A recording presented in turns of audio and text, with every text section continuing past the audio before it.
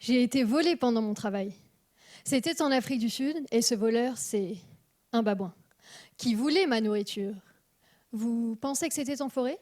Mais non. Avec l'expansion des villes, les babouins perdent leur habitat et sont devenus nos voisins. Certains profitent même des hôtels.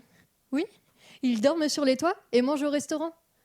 Soyons honnêtes, si vous aviez un buffet à volonté gratuit devant chez vous, iriez-vous encore faire vos courses?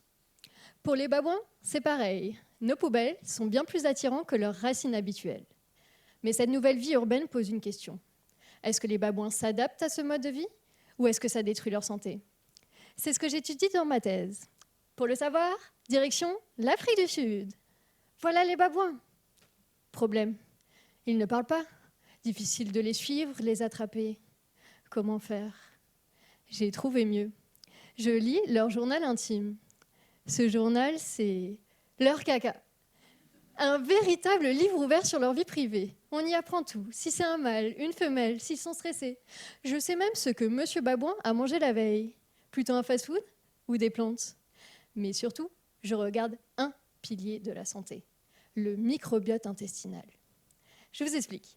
Imaginez une immense colocation, des millions de petits êtres vivants, des bactéries, des virus, qui cohabitent dans les intestins du babouin. Il y a les bons colocs qui digèrent les aliments et protègent leur habitat, et d'autres qui sont plutôt perturbateurs et créent des inflammations. Et il y a aussi les invités surprises.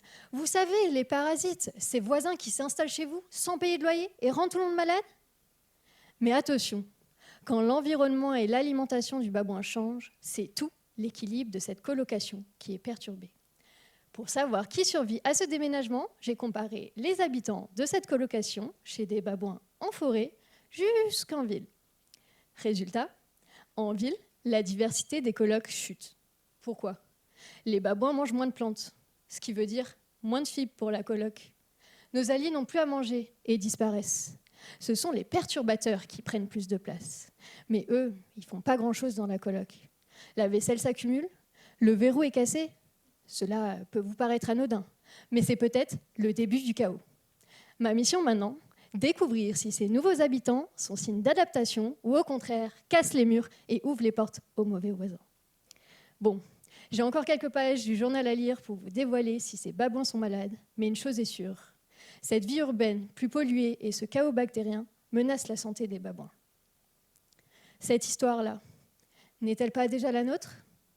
Alors si vous aussi, vous êtes curieux de savoir ce que raconte le journal intime de votre famille, n'oubliez pas où chercher la réponse.